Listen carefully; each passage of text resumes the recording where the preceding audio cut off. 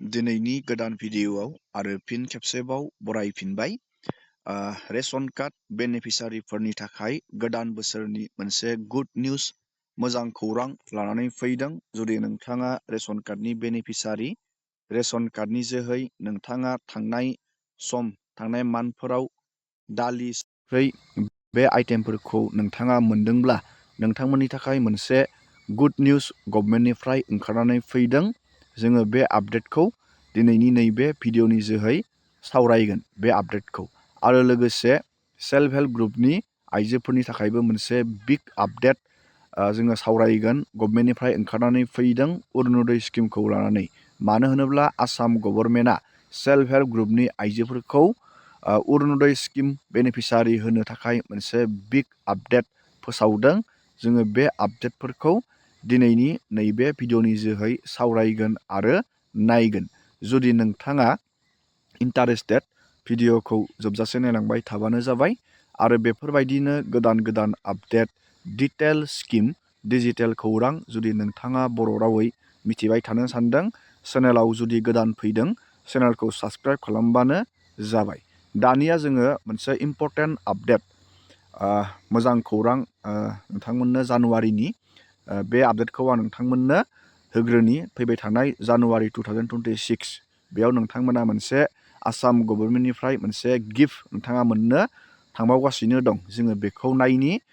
बे जाहैबाय जाय बिथांमोना दाख्लैबावै रेशन कार्डनि जोहै फ्रि माइरंजों लोगोसे नोंथाङा दालि, सिनि, संख्रै बे आइटेमफोरखौ जुदि नोंथाङा मोनदोंब्ला नोंथांमोननि थाखाय मोनसे गोजोनथाव खौरां। बेनो जाहैबाय नोंथाङा बे आइटेमफोरखौ रेशन दखानाव थांनाय मानाव नोंथाङा 117 रां होनानै नोंथांमोना दखानाव बायनांगौ जादोंमोन। फ्रियावनो होआखै, 117 रां बे दामखौ लादोंमोन आसाम गभर्नमेन्टआ।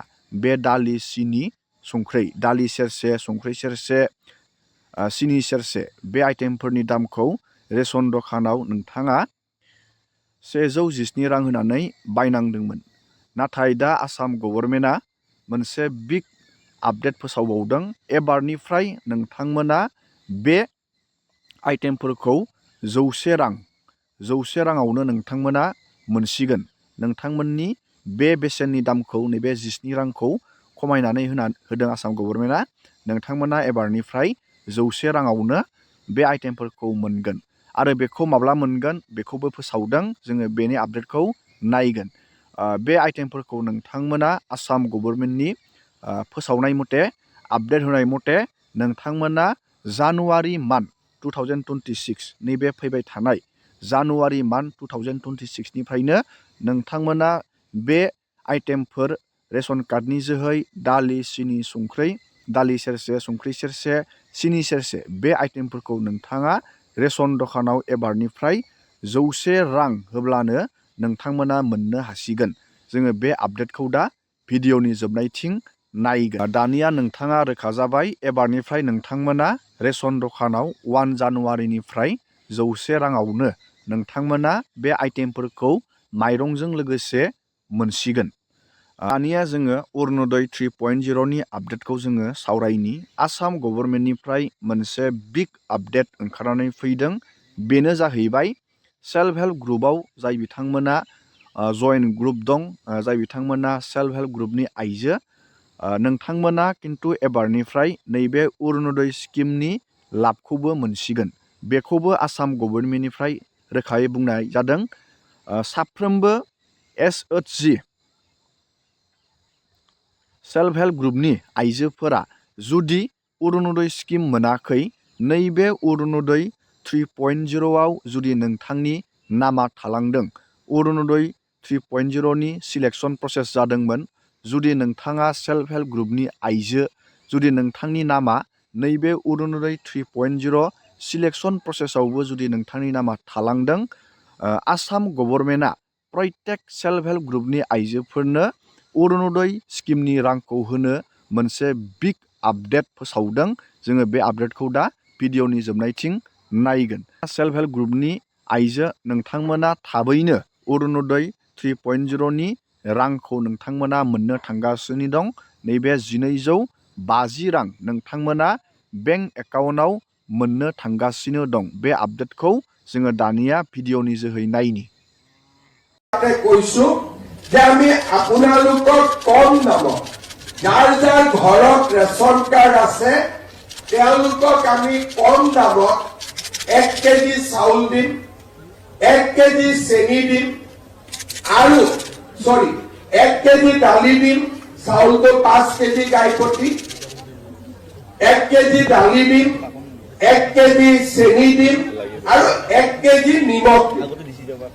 আমি বজাৰত যি দালি আছে কিছুমান জায়গাত 95 টকা, কিন্তু ভিতৰুৱা গাঁৱলৈ গৈ এই দাম 100 টকাতকৈ বেছি হৈ যায়।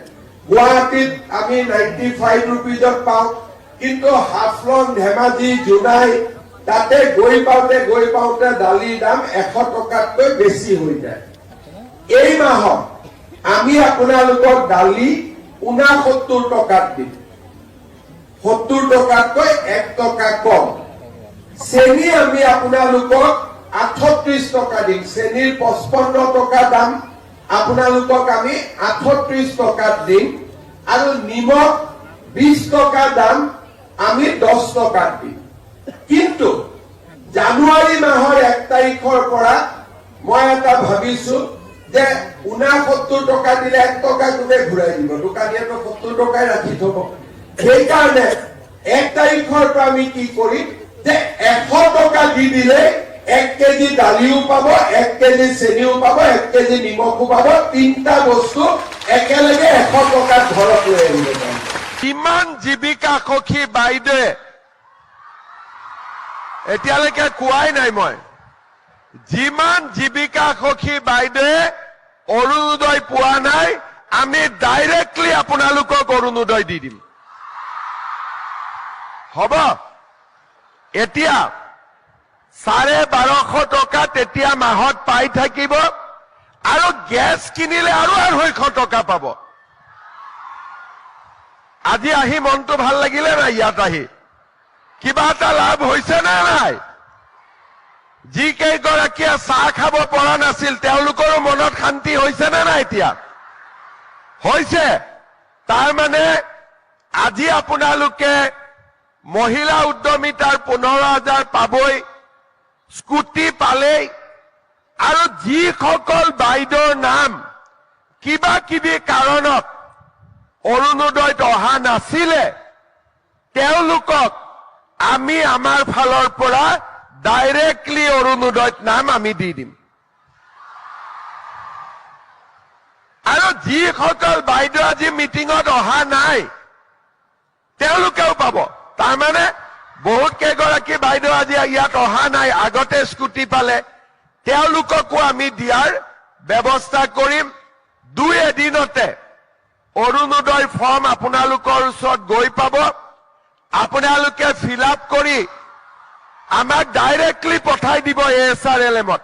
ডিচি তাত নগলে হ'ব, আপোনালোকৰ নাম ইয়াত আমি ডাইৰেক্টলি বেংক একাউণ্ট দি ভৰাই দিম, কাকো আপোনালোকে ক'ব নালাগে।